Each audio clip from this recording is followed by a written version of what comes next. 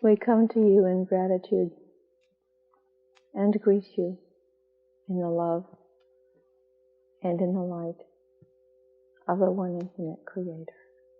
I am cool. It is a tantalizing prospect to us, a marvelous avenue of service that you offer us. And we offer to you our humble thanks and our abiding love. That you who struggle in the darkness still see and have faith in the light. The question offered this evening has to do with the magical personality. But before we speak upon that subject, we must speak upon a subject that is fundamental to an understanding of the magical personality. That understanding is the simultaneity of all time, all space, and all action. This present moment is eternal. The past, the future, the feeling of being in the river of time are part of an illusion which gives you who seek an enormously powerful opportunity consciously to accelerate the rate of your spiritual growth. It happens to be the last day of an old year and an old decade among your peoples who count by your calendar.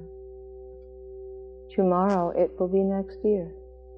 Shall it feel like a different time? Shall it seem transformed? For the most part, no, because you are the same. You have always been, you are, and you will always be. The choices that you make in this density are predisposed by the biases and polarities that you have picked up in lifetimes long ago and more recent, when biases of love and peace and gentleness and humbleness of heart become your rest and your confidence. Then perhaps you may release time and space, allowing it to be a useful and extremely potent offerer of catalyst to those who wish to learn lessons of love. You see, you are at the beginning of self-consciousness. You have almost finished this year in the school of eternity, this illusory time. However, the choices that you make are made in time-space and redound not to the outer world and its mundane concerns,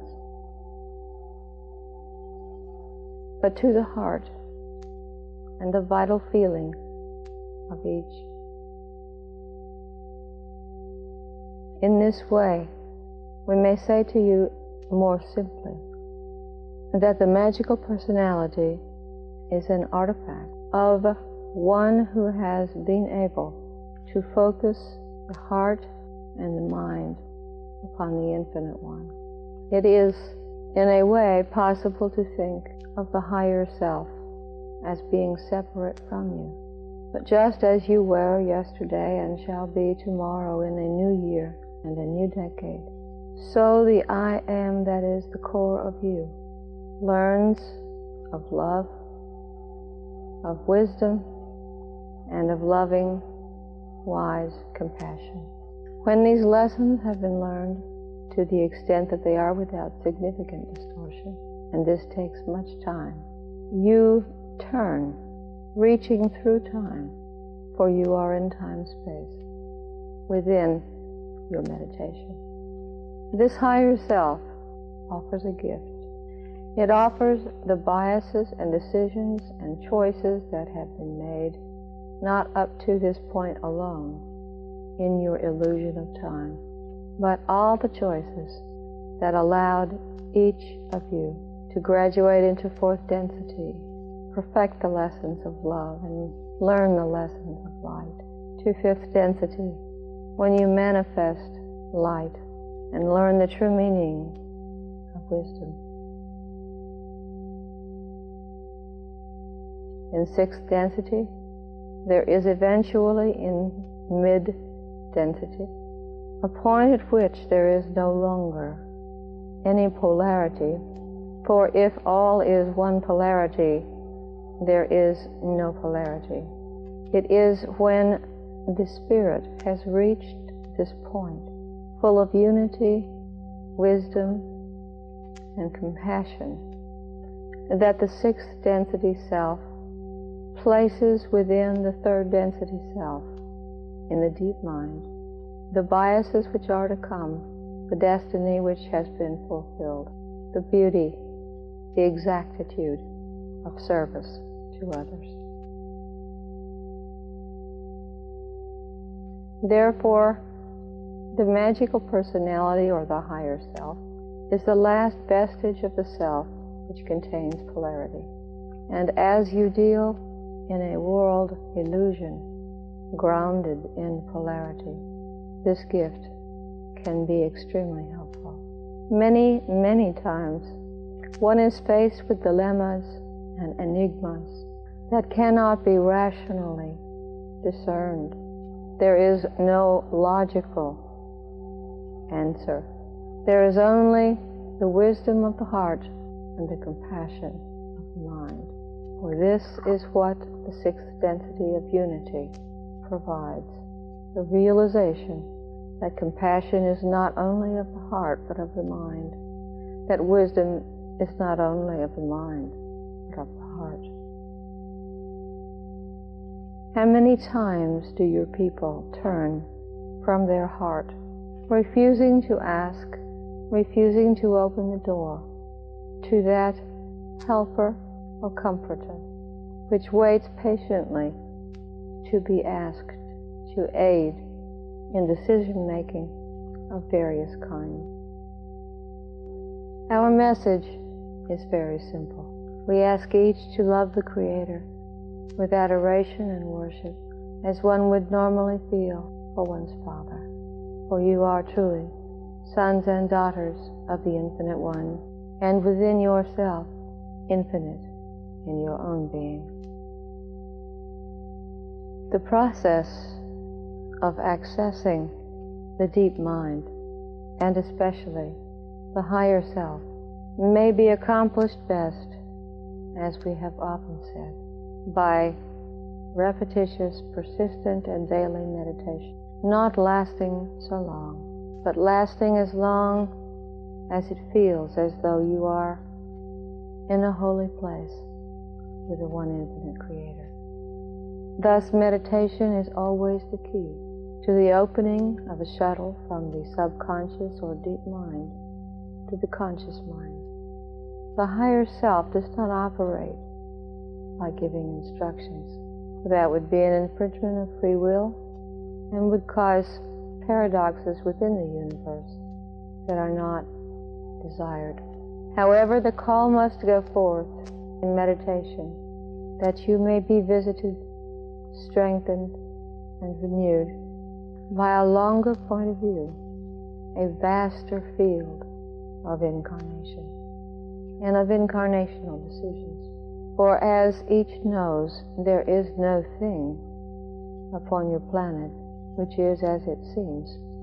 You are energy fields, complexes of energy fields, with the energy pulling you together, carrying you through life, It is well to be very kindly towards this physical vehicle, for it is the means by which the computer of the mind may gently enter data from the deeper self, the self unperceived even when praying or asking. Perhaps one day one awakens and knows what the proper or appropriate answer to a question may be. Perhaps it comes all of a sudden within meditation. There are as many ways to use the higher self as there are entities.